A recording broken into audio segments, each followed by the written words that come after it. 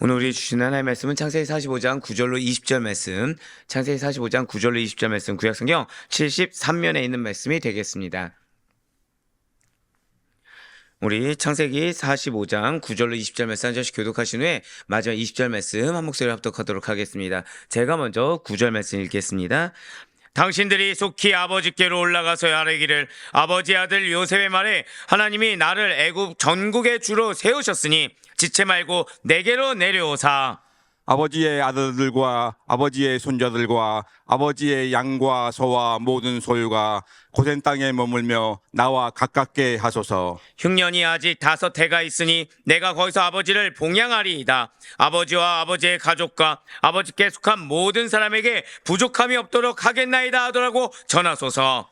당신들의 눈과 내 아우 베냐민의 눈이 보는 바 당신들에게 이 말을 하는 것은 내 입이라. 당신들은 내가 애굽에서 누리는 영화와 당신들이 본 모든 것을 다 내 아버지께 아뢰고 속히 모시고 내려오소서 하며 자기 아우 베냐민의 목을 안고 우니 베냐민도 요셉의 목을 안고 우니라. 요셉이 또 형들과 입맞추며 안고 우니 형들이 그제서야 요셉과 말하니라.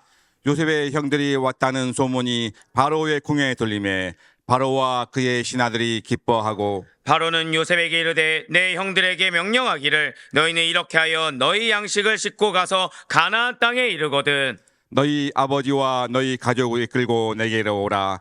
내가 너희에게 애굽의 좋은 땅을 주리니 너희가 나라에 기름진 것을 먹으리라. 이제 명령을 받았으니 이렇게 하라. 너희는 애굽 땅에서 수레를 가져다가 너희 자녀와 아내를 태우고 너희 아버지를 모셔오라.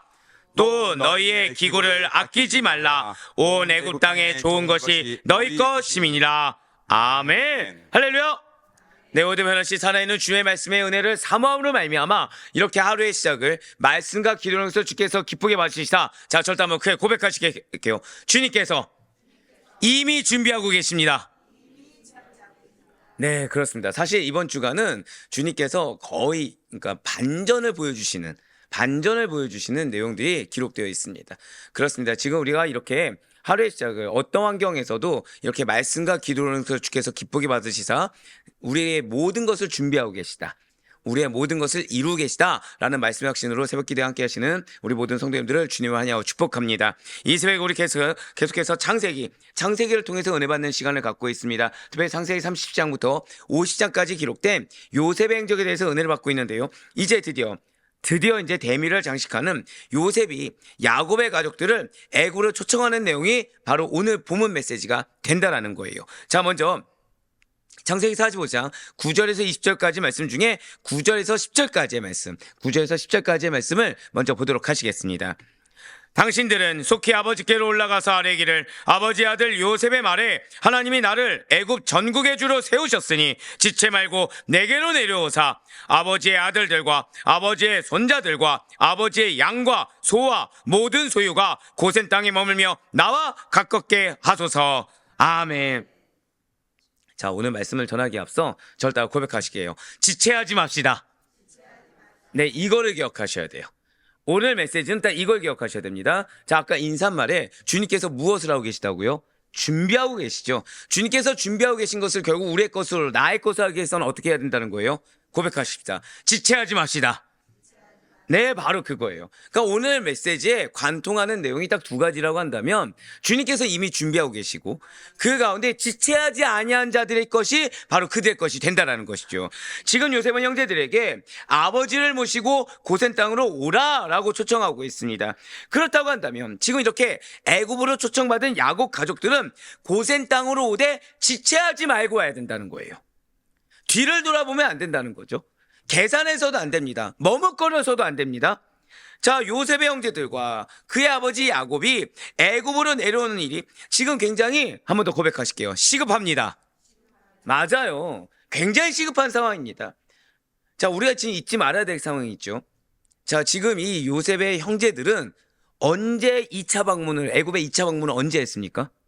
뭐 여유 있때 했습니까? 아니면은 식량이 떨어질 때까지. 예, 떨어질 때까지 기다렸다가 진작에 갔었어야 되는데, 그러니까 요셉하고의 약속만 지켰다고 한다면 그들에게는 식량이 떨어질 일이 없었을 것입니다. 가족들이 충분히 식량을 먹이고 그 다음에 준비된 애굽의 것들이 그들의 것이 될 수 있었는데 미정미정 약속을 지키지 않았던 거죠. 미정미정. 그러다가 지금 현재 우리는 지금 이 요셉과 요셉의 형제들의 상봉 장면을 보고 있지만 가나안 땅에 있는 야곱의 식솔들은 지금 어떤 상황이죠? 맞아요. 예, 너무 적나라하게 말씀해 주셔서 굶어 죽기 직전이죠.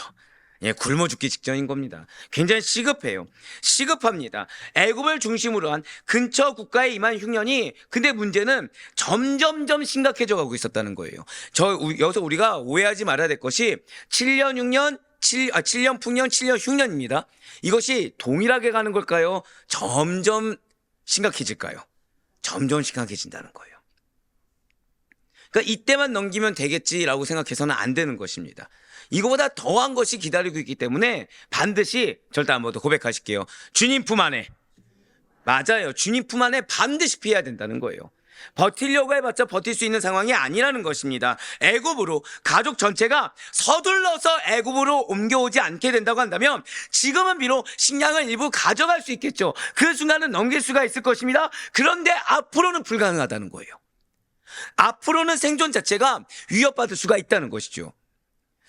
어제 이 부분에서 이제 가정 예배를 드릴 때 했던 말이 있습니다.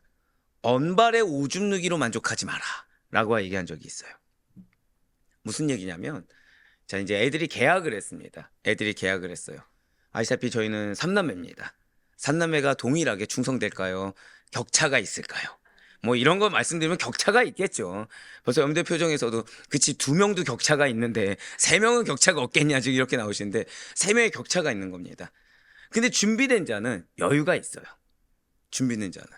그러면은 저희들이 얘기했을 때 차별적으로 준비된 자에게만 자 넌 빨리 준비하고 너희들은 알아서 해 이렇게 했겠습니까? 동일하게 얘기했겠습니까? 동일하게 얘기했겠죠. 근데 그중에 그 말을 듣고 먼저 준비한 자는 여유가 있는데 먼저 준비하지 않는 자는 어제 아침에 난리가 난 거죠. 어제 아침에. 그러니까 저녁에 가정예배 시간이 어떤 시간이 되는 거예요? 네, 깨달음의 시간, 좋게 말하면. 깨달음의 시간이 되는 거죠. 예, 지금 왜 아침에 문제가 됐냐면 아침에 일어나서 하면 되겠지. 라고 하고서 어디 있는지 자기가 생각을 해놓은 거예요. 근데 문제는 자기가 생각한 시간에 일어났습니까? 못 일어났습니까? 부모가 어디에 있어요? 여기 있으니까. 네, 여기 있으니까. 그러니까 자신이 계획한 대로 되지 않는 겁니다. 미리 준비를 시킬 때는 이유가 있는 건데 자신이 계획한 대로 되지 않고 그 순간에 급박하게 하려고 내가 생각한 짧은 계획 가운데 이 순간만을 모면하자라는 식으로 가다 보니까 내가 해야 될 거라지 않고 하고 싶은 것을 하고 있다 보니 그 순간이 오히려 위기가 닥치게 되더라는 거예요. 예, 맞습니다. 지금 어쩌면 야곱의 가족들에게 있어서는 지금 요셉하고 관련된 그런 시험거리보다도 빨리 식량만 가지고 가는 것이 좀 더 편하게 느껴질 수도 있을 것입니다. 그러나 그것은 말 그대로 언발의 오줌 누기에 불과하다는 거예요. 미래의 일을 알지 못하기 때문에 생각할 수 있는 얄팍한 수에 불과하다는 거죠. 하지만 지금 누구는 알고 있습니까? 요셉은 알고 있다는 거예요. 그렇기 때문에 지금 요셉은 지체하지 말라고 하고 있고 또 앞으로 남아있는 흉년이 어느 정도인지를 알려주며 가족들을 안심시키고 있는 것입니다. 말씀이 우리에게 주어진 것은 무엇이라고요? 안심시키기 위함이라는 거예요. 근데 이 말씀이 현실의 나의 삶과 부딪혔을 때 나의 어떤 수고로움, 나의 어떤 희생, 나의 어떤 십자가가 있다고 해서 그것이 우리에게 진짜 괴로움이 되는 것이 아니라 그것이 우리로 하여금 주님 품 안으로 피신시킬 수 있는 지름길이 된다는 것이죠. 반드시 기억하시길 바라요. 말씀은 우리에게 회개하라, 우리의 죄성을 회개하라고 이야기합니다. 내가 생각한 방향과 전혀 다른 하나님의 방향을 알려준 것이 말씀입니다. 믿으십니까? 그런데 이 말씀이 내 생각과 다르다고 해서 힘들다고 생각하는 거, 어렵다라고 생각하는 것은 사단의 계략이고 사실상 말씀은 우리를 고백하실게요. 나를 안심시키고 있습니다. 그렇습니다. 이어서 창세기 45장 11절 말씀을 한 번 더 보도록 하실게요. 흉년이 아직 5해가 있으니 내가 거기서 아버지를 봉양하리이다. 아버지와 아버지의 가족과 아버지께 속한 모든 사람에게 부족함이 없도록 하겠나이다 라고 전하소서. 아멘. 자, 지금 이것도 생각하셔야 돼요. 야곱의 자녀들, 요셉의 형제들은 지금 곡식을 가지고 가면 될 일인데 왜 또 오냐라고 생각할 수도 있는 부분입니다. 왜죠? 터전이 지금 애굽에 있습니까? 가나안에 있습니까? 가나안에 있겠죠. 그러면은 곡식을 들어가서 먹이면 끝날 일인데 이거를 왜 또 이 애굽 땅으로 이주해야 돼? 라고 생각할 수도 있겠죠. 그럴 때 지금 요셉은 말씀을 전하고 있다는 거예요. 하나님의 뜻하심을 전하고 있다는 거죠. 그것이 무엇입니까? 고난이 아직 5해나 있다는 거예요. 자, 만약에 여러분들이 이렇게 생각해 보시길 바래요. 여러분들이 고난을 겪고 있습니다. 고난을 겪고 있어요. 근데 그 고난이라는 것이 지금 내가 가진 터전을 지키기 위한 고난입니다. 지금. 네, 그런데 앞으로 고난이 5년이 더 남았다고 누가 얘기했다고 생각해 보시길 바래요. 안심이 되십니까? 저주처럼 들리십니까? 저주처럼 들리죠. 여러분들 계속해서 우리가 이 말씀이 계속해서 나오는 것 중에 하나는 은혜가 은혜인 줄, 문제가 문제인 줄 아는 것이 은혜다라고 말씀을 드렸습니다. 기억하십니까? 지금 시험이 주어졌지만 사실은 무엇이에요? 형제들에게는 기회라고 말씀을 드렸죠. 이거를 영적으로 무지하면 못 알아듣는다고 말씀드렸습니다. 지금 마찬가지죠. 지금 만약에 앞에 1차 시험, 2차 시험 이런 유다의 어떤 결단 이런 단계가 없었다고 한다면 지금 요셉의 말은 안심은커녕 저주의 말과 똑같습니다. 왜죠? 지금 흉년이 아직 5해나 있다는 거예요. 너희 거기 가서 터전을 아무리 잘 읽으려고 해봤자 헛된 거라는 것입니다. 근데 지금 이 터전을 읽은 것이 1, 2년이 아니죠. 수십 년이죠 지금. 수십 년 동안 읽었던 터전을 버리고 이쪽으로 오지 않으면 너희는 거기서 망해 죽는다는 것입니다. 받아들이기 쉬울까요? 어려울까요? 어려울 수밖에 없어요. 그래서 그 전의 단계가 필요한 것입니다. 여러분들에게 놓여진 허다한 고난이라는 것은 한 번 더 고백하실게요. 말씀을 순적하게 받아들이라. 예, 그렇습니다. 말씀을 순적하게 받아들이기 위한 과정이라는 사실을 잊어서는 안 된다는 거예요. 만약에 그렇지 않고 우리가 그냥 내가 말씀 없이 형통한 삶을 산다고 한다면 아무리 하나님께서 우리를 피신시키기 위해서 우리에게 은혜를 주기 위해서 기회를 준다고 해도 이것이 기회인 줄 우리는 깨닫지 못하고 그 자리에서 마치 소돔과 고모라에 머물러 있는 자들과 마찬가지로 멸망의 길을 갈 수밖에 없다는 것이죠. 자, 지금 요셉은 엄밀히 따지면 인간적으로 따지면 굉장히 저주 섞인 말을 한 거랑 동일합니다. 너희들이 아무리 수십 년간 거기서 잘 일가를 이루었다고 해도 거기에 닥칠 것은 앞으로 더 극심한 흉년 5년이 있기 때문에 너희는 무조건 이주해야 돼 라고 형들을 강권하고 있다는 거예요.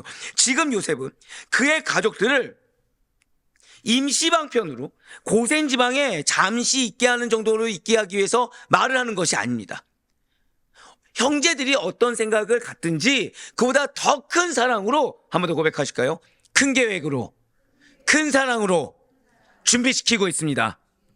그렇습니다. 지금 요셉은 그냥 잠시 임시방편으로 엄발의 오줌 누기식으로 지금 잠깐 이번 올해에 있는 흉년을 모면하게 하고자 고센지방으로 이동시킨 것이 아니라는 거예요.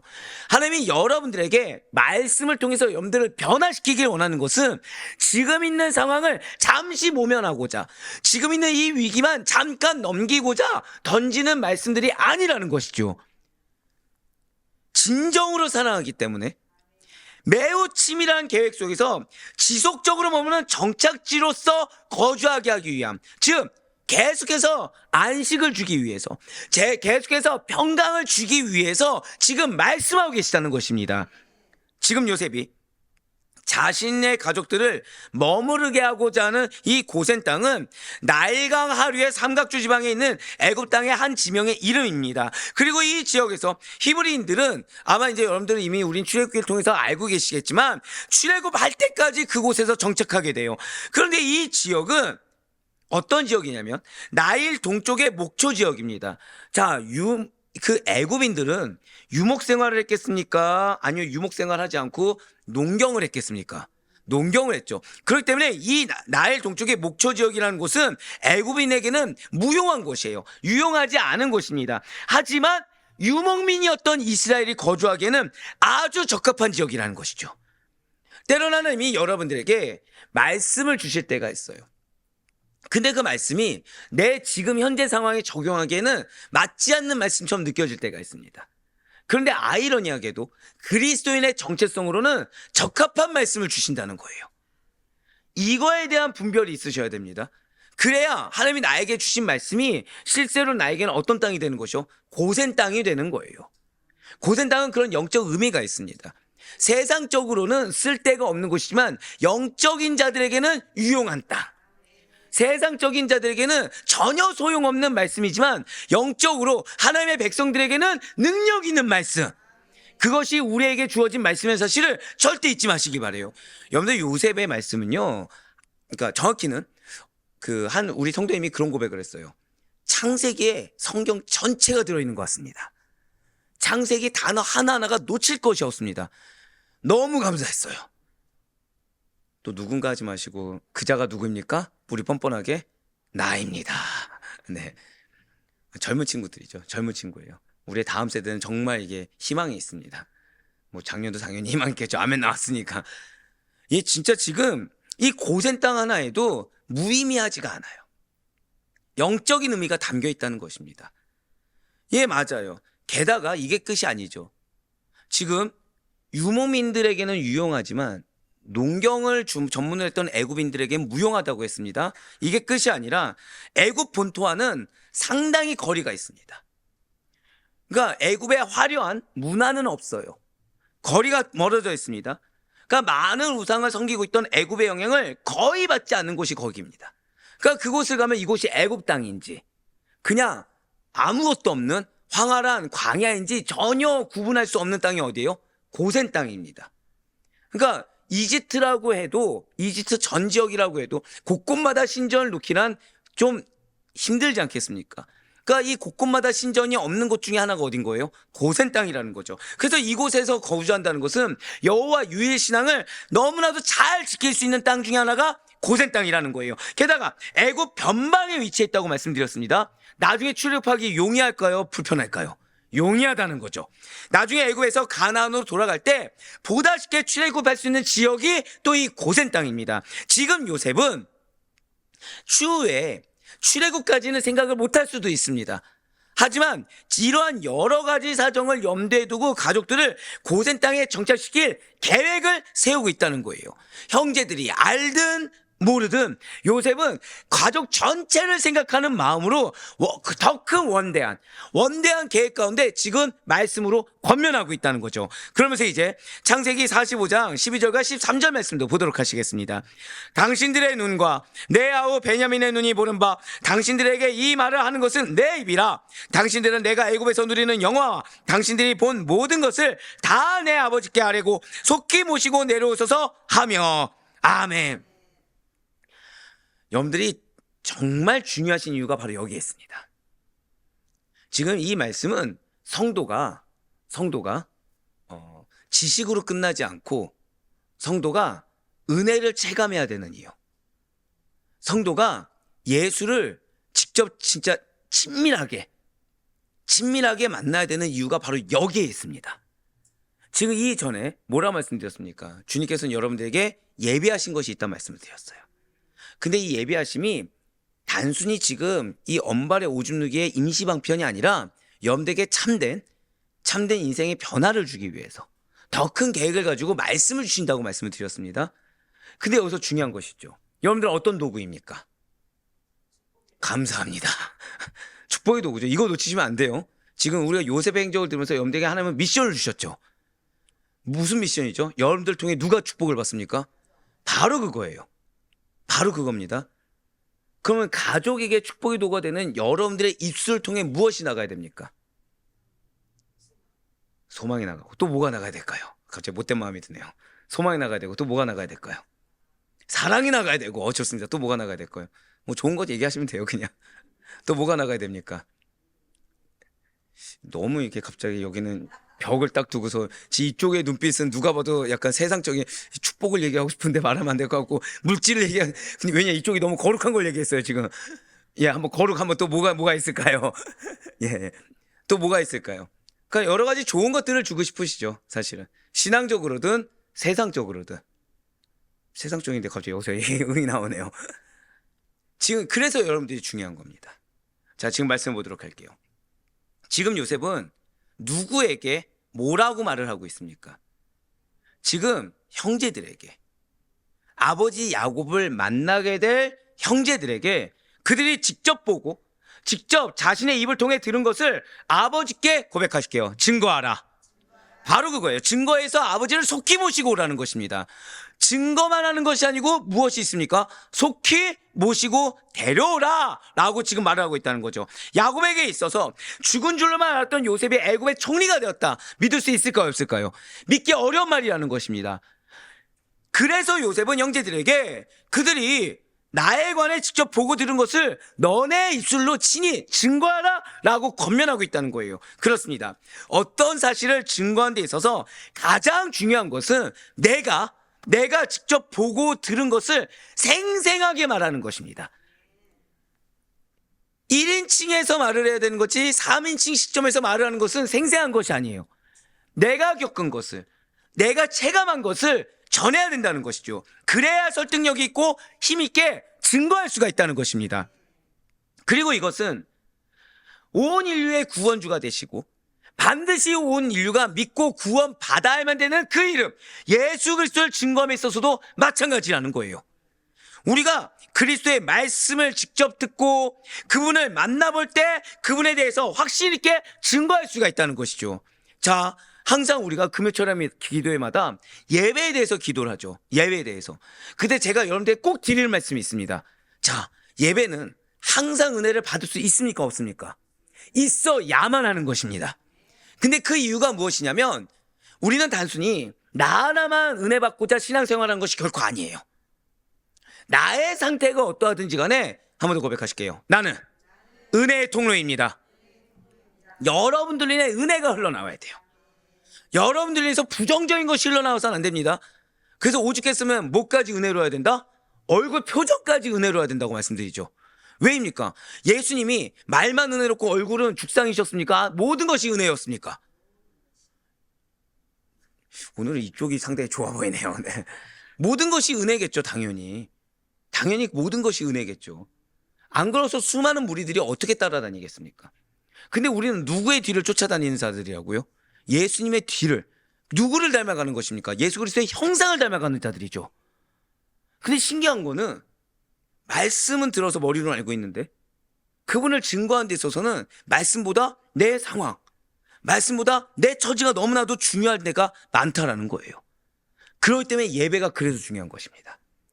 예배 가운데 우리는 반드시 깨달음을 얻어야 되고 예배 가운데 우리는 반드시 은혜를 받아야 되며 예배 가운데 우리는 늘 항상 변화할 수 있어야 됩니다. 예배 가운데 늘 항상 성장할 수 있어야 된다는 거예요. 무엇으로 성장할까요? 반드시 우리가 먼저 깊이 있게 그분을 만날 수 있어야 됩니다. 반드시 우리가 그 성령의 충만함을 체감할 수 있어야 돼요. 그래서 반드시 여러분과 제가 먼저 은혜가 무엇인지를 경험할 수 있어야 된다는 것이죠. 여러분들, 제가 설교를 준비하고서 그냥 다이렉트로 먼저 씁니까? 탈고 잡을 거치고 가정예배 드린 다음에 올라옵니까? 왜죠? 제가 먼저 생생하게 경험을 해야 여러분들에게 생생하게 증거하는 겁니다. 감사해요. 아멘 누구시죠? 예. 뿌듯하네요, 갑자기. 사실은 시간이 없죠. 근데 왜 굳이 그렇게 하는 걸까요? 제가 더 많이 만나면 만날수록 제 입술을 통해 증거되는 메시지가 여러분들에게 생생하게 증거가 되기 때문이라는 거예요. 제가 여기서 할렐루야, 은혜를 경험하셔야 됩니다. 은혜를 체감하셔야 됩니다. 내 의에 깊이 있게 만나야 됩니다. 어떻게 와 닿으십니까? 누가 봐도 제가 못 만났죠, 지금. 누가 봐도. 뭐 그렇다고 항상 막 열정적일 필요는 없어요. 사람마다 성향은 다르니까. 근데 최소한 만난 자는 뜨겁습니다. 만난 자는 뜨겁게 전할 수밖에 없다는 거예요. 그러면 그 메시지들은 여러분들은 어떻겠습니까? 반드시 만나야 된다는 거예요. 내가 만나야 되는 것입니다.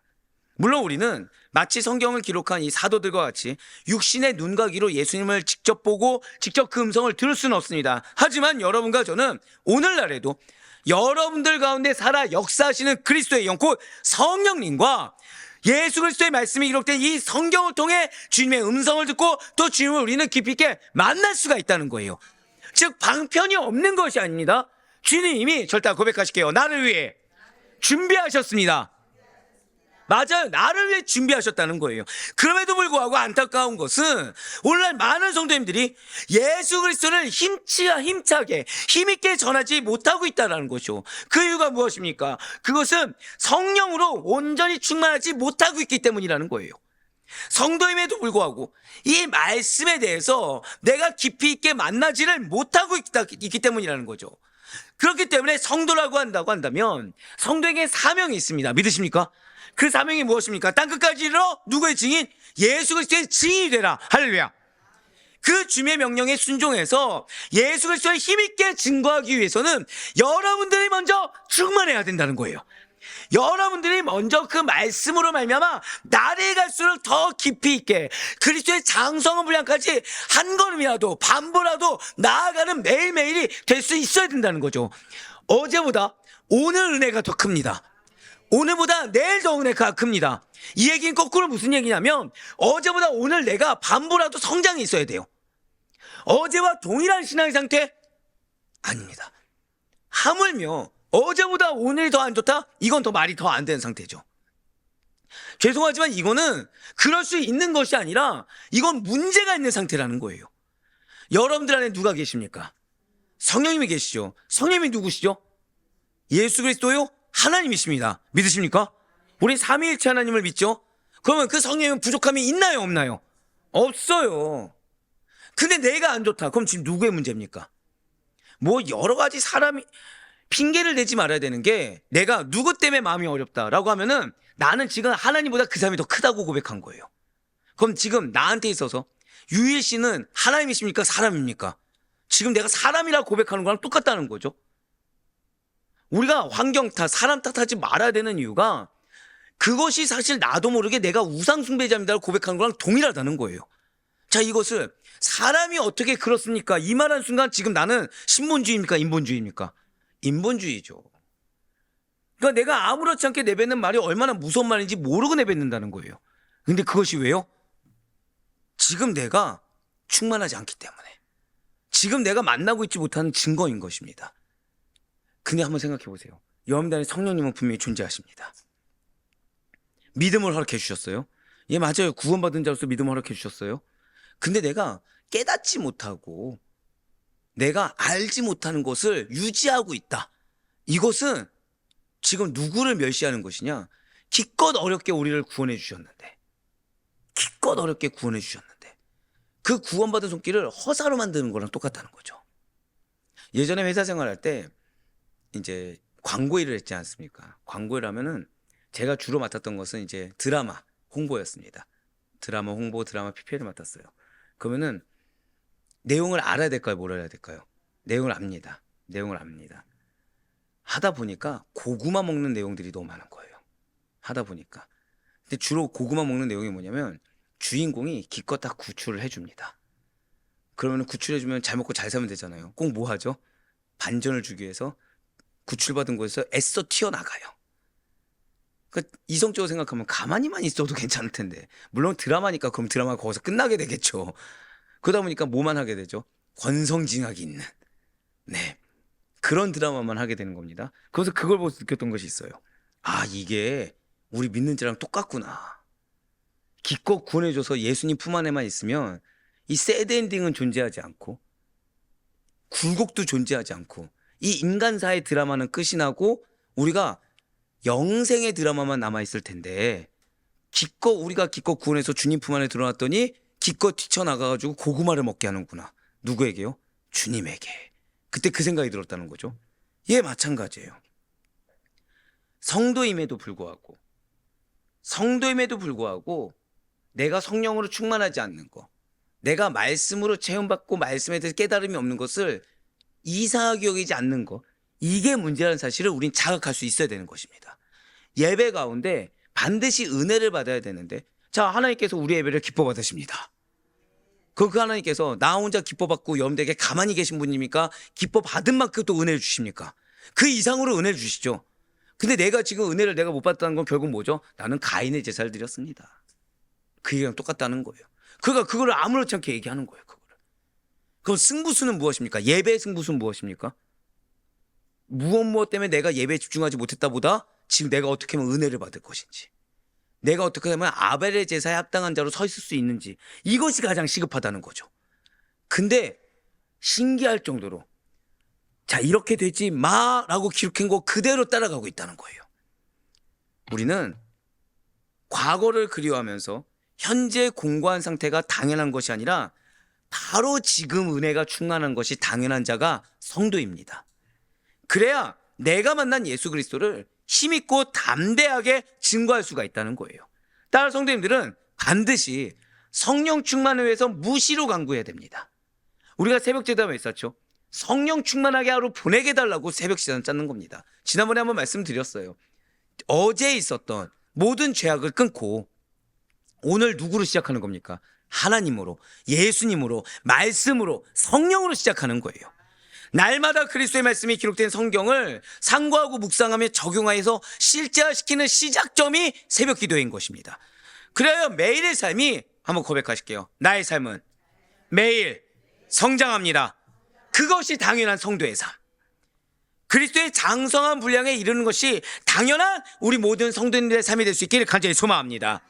이어지는 창세기 45장 14절 17절까지의 말씀은 요셉과 형제들이 서로 끌어안고 화해를 합니다. 그리고 이 소식을 바로와 신하들이 듣고 기뻐하는 내용이에요. 이걸 기억하셔야 돼요. 자, 지금 요셉과 형제들이 무엇을 했다고요? 화해를 했습니다. 이걸 누가 알게 됐죠? 세상이 알게 됐어요.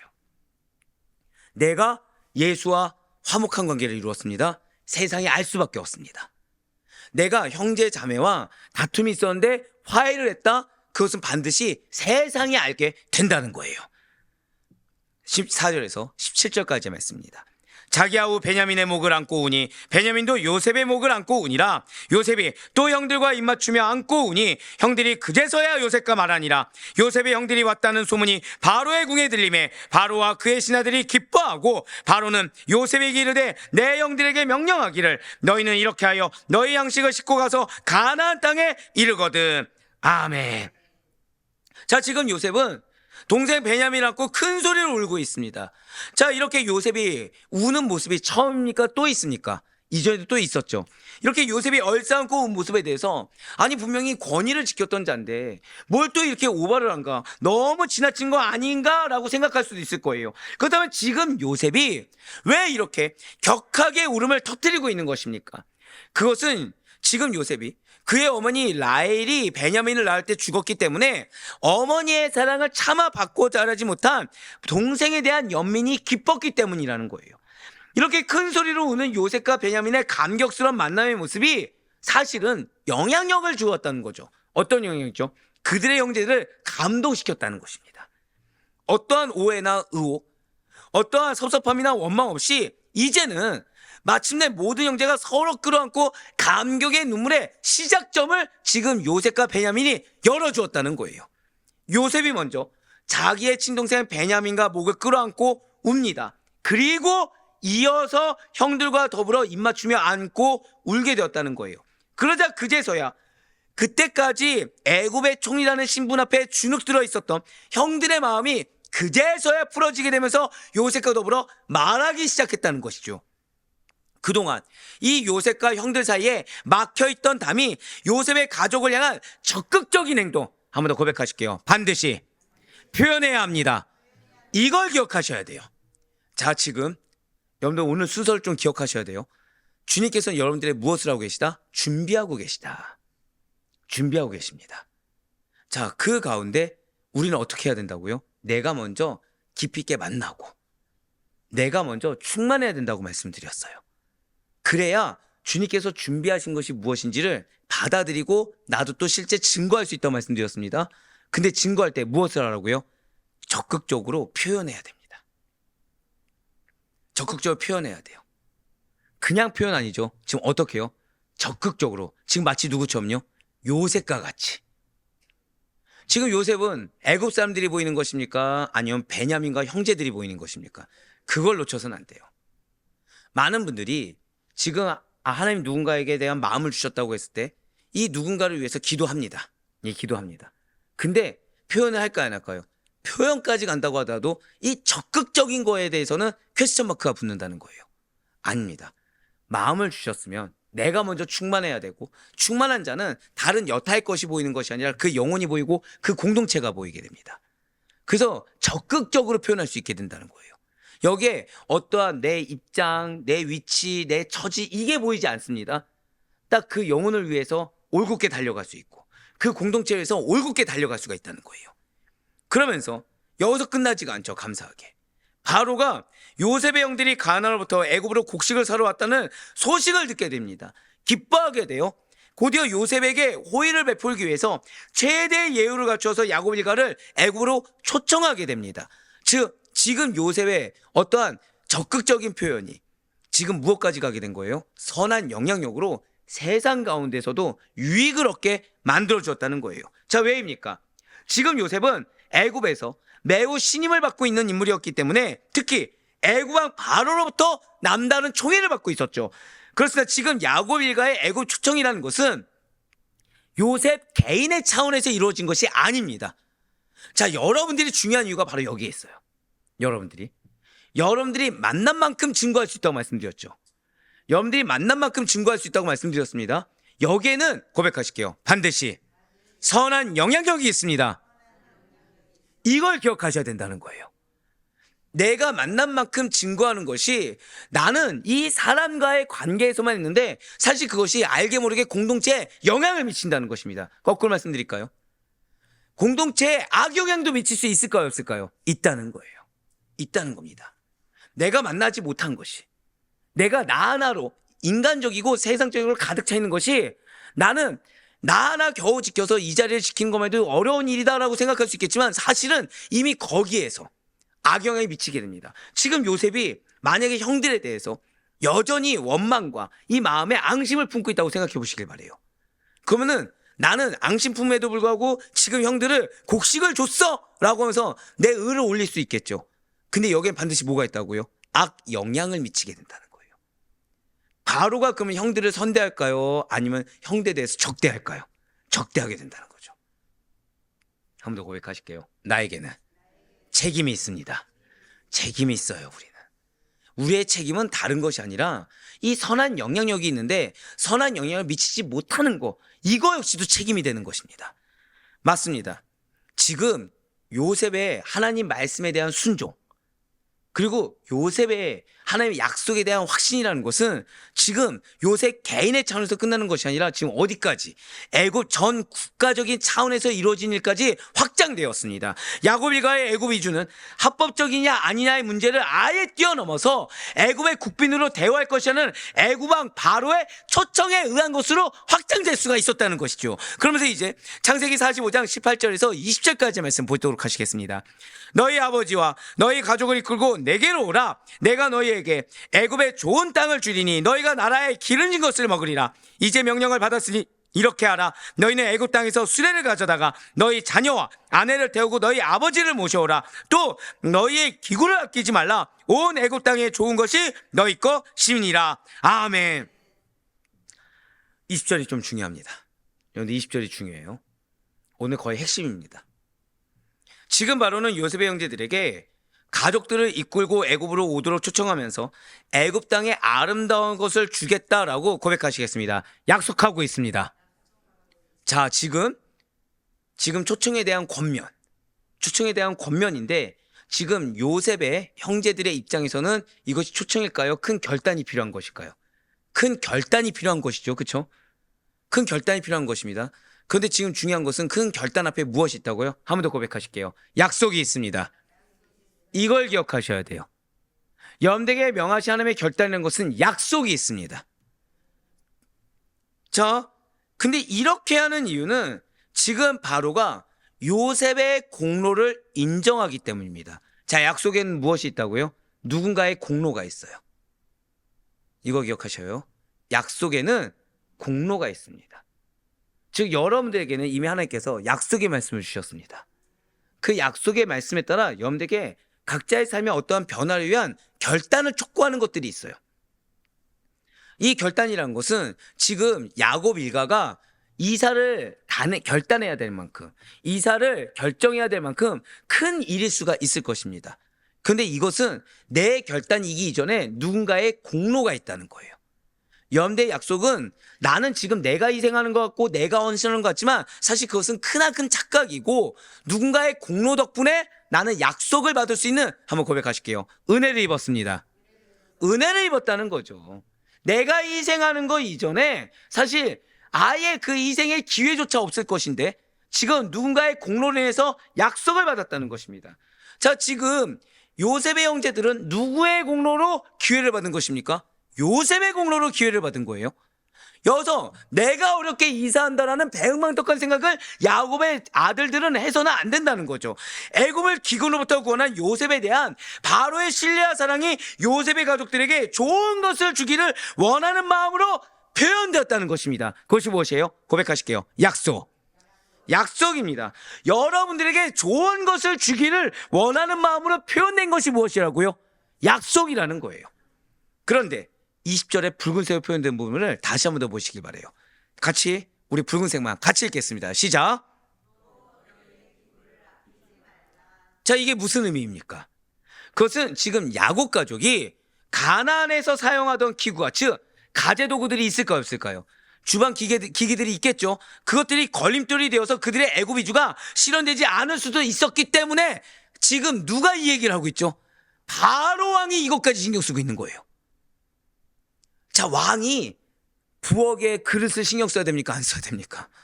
지금 그거 신경 쓰고 있는 거예요. 그거. 얼마나 놀라운 사람입니까? 자, 온 인류의 왕 되신 분께서 여러분들의 그 작은 걸 신경 쓸 이유가 있을까요? 없을까요? 지금 그거예요. 그거. 엄청난 사랑입니다. 지금 엄청난 사랑이고 엄청난 기회죠. 자, 야곱 가족은 지체해서는 안 됩니다. 가나에서 쓰고 있는 가재도구로 인해서 애굽 이주를 지체해서는 안 된다는 거예요. 지금 그들은 현재 살고 있는 가나안에 그릇이 몇 개인지 숟가락이 몇 개인지에 대해서 미련을 줄 이유가 하나도 없다는 거죠. 지금 이걸 누가 굳이 신경 쓰고 있어요? 고백하실게요. 왕이 이것까지 신경 쓰고 있다는 거예요. 그럼 지금 요셉의 형제들은 내가 얼마나 희생해서 옮겨야 되는가에 집중할 것이 아니라 왕이 이렇게까지 이야기한 데는 이유가 있다. 이거를 기대할 수 있어야 된다는 거죠. 자, 제가 뭐라 말씀드렸죠? 고백하실게요. 나의 약속에 대해서 기대해야 합니다. 이걸 놓치지 마셔야 돼요. 근데 기대하기 위해서는 무엇을 해야 된다? 내가 은혜를 받아야 된다는 거예요, 지금. 자, 오늘 순서 이걸 잘 기억하셔야 돼요. 하나님은 여러분들을 위해서 준비해 놓으신 것들이 있습니다. 근데 그 준비해 놓은 것들이 나의 것이 되기 위해서는 내가 먼저 경험해야 돼요. 내가 먼저 은혜를 받아야 됩니다. 내가 생생하게 체험해야 돼요. 그래야 결단할 수 있습니다. 근데 그 결단이 누구를 위한 결단이에요? 나를 위한 결단이에요. 근데 이 결단의 약속을 해서 누군가는 여러분들을 위해서 희생하셨다는 거죠. 누군가는 공로가 있다는 것입니다. 근데 지금 그 하나님께서 여러분들을 위해 세심한 것까지 다 신경 쓰고 계시다는 거예요. 자, 지금 그들은 현재 살고 있는 가나안의 식자재가 무엇인지 이거 신경 쓸 필요가 없습니다. 미련을 둘 필요가 없어요. 왜냐하면 애굽에는 그보다 훨씬 더 좋은 가구들이 질비하기 때문이라는 것입니다. 가나안 총구석에서 맛보지 못하고 경험하지 못했던 것들이 지금 애굽 땅, 아무리 고센 땅이라고 하더라도 애굽에는 질비하게 준비가 되어 있다는 것입니다. 총리 대신을 자식과 형제로 둔 야곱 가족은 그렇게 더 좋은 가재 도구들을 구입하는 데 있어서 아무런 어려움이 없을 것이기 때문에 기대함으로 나오기만 하면 된다는 거예요. 여기서 우리는 지금 벌써 여러분들은 다 눈치채셨겠지만 굉장히 중요한 교훈을 깨달으면 됩니다. 그것은 성도는 하나님께서 약속하신 온갖 아름다운 것을 얻기 위해서, 하늘에 속한 온갖 아름다운 것을 얻기 위해서 이 세상에 속한 것들에 대해서 미련을 가져서도 안 되고, 그로 인해 고백하실게요. 지체해서도 안 됩니다. 맞아요. 맞습니다. 제가 여러분들 앞에 설교하기 전에 이전 단계를 거친다고 했죠. 이전 단계를. 그러면은 자, 제가 생각했을 때 저의 툴이란 게 있을까요, 없을까요? 있겠죠. 그거를 빼는 겁니다. 그거를. 왜요?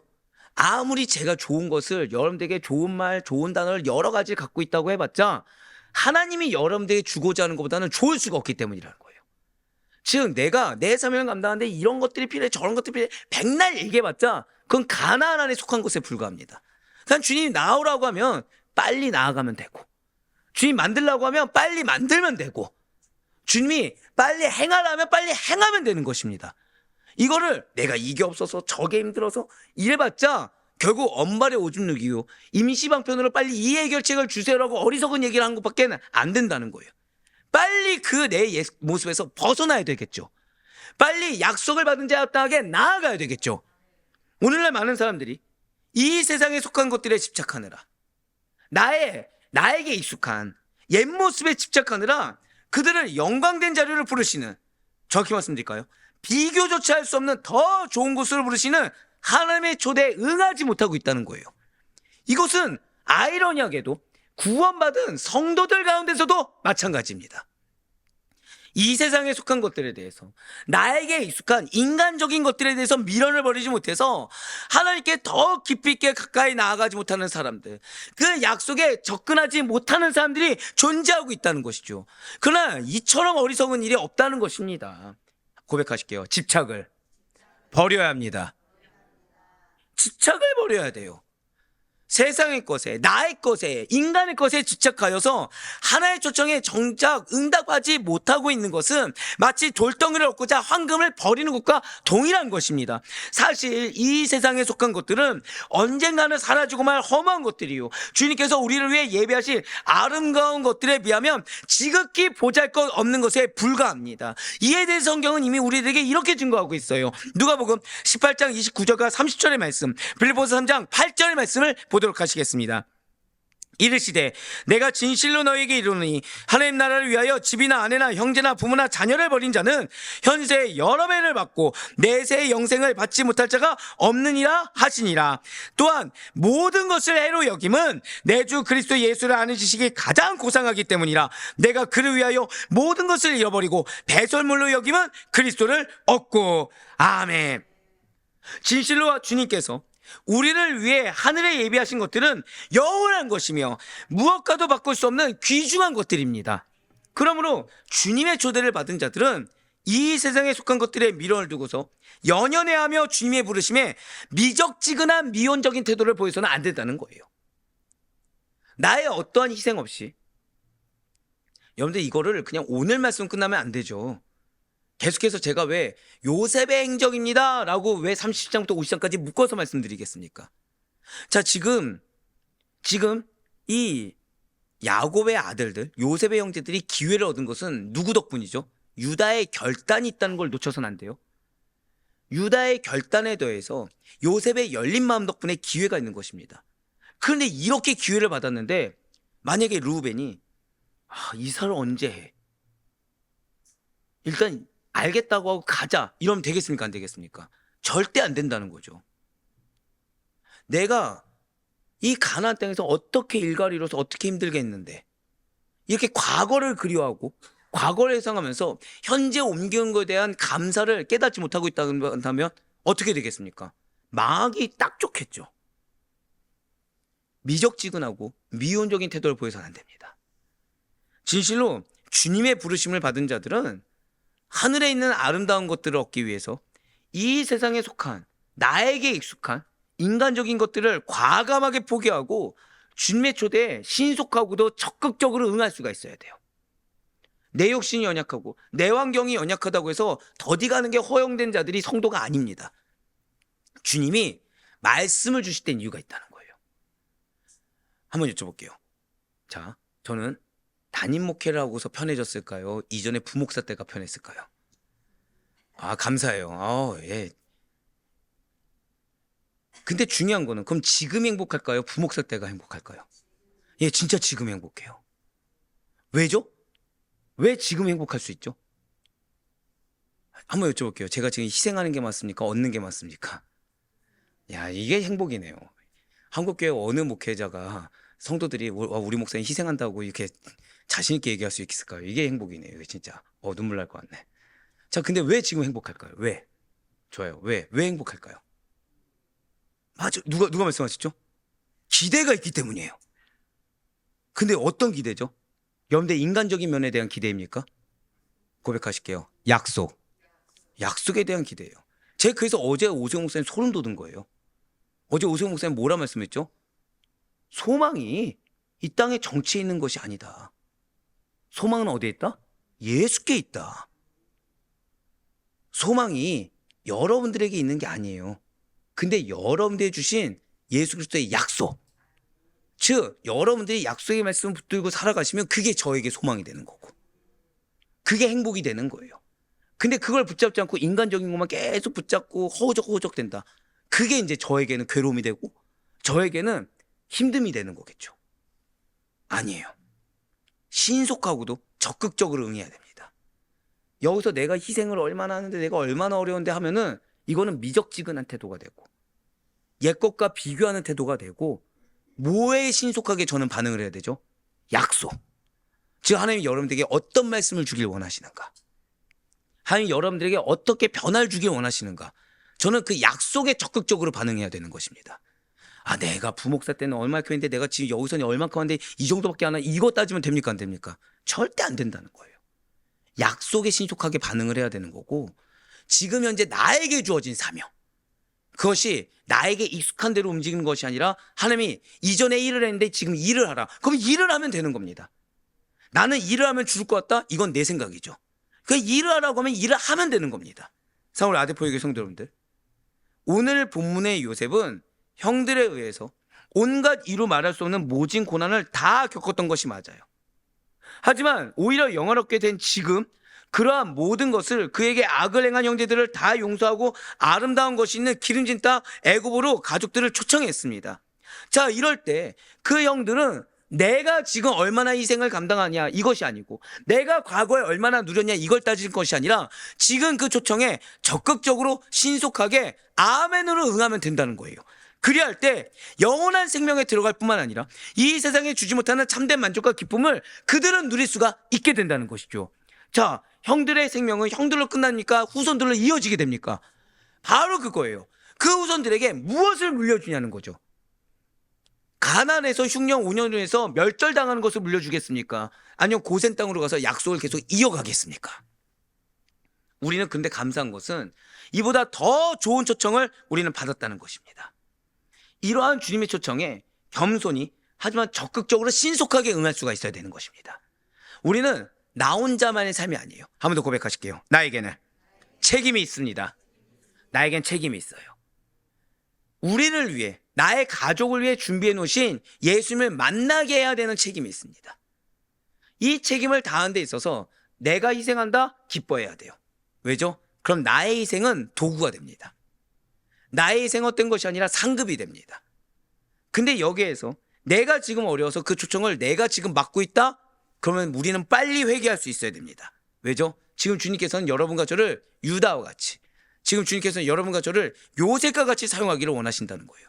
결국 여러분들의 입술에서 나오는 것은 내가 만난 예수를 적극적으로 증거해야 됩니다. 그래서 가족들을 초청할 수가 있어야 되는 거예요. 나에게 붙여준 영혼들을 초청할 수 있어야 된다는 것입니다. 그래서 여러분들이 그래서 중요해요. 여러분들이 반드시 은혜를 받아야 되고 여러분들이 반드시 주님을 더 깊이 있게 만나며 여러분들의 입술을 통해 예수 그리스도의 선함만을 그분의 약속만을 그분의 은혜만을 증거할 수 있어야 된다는 것이죠.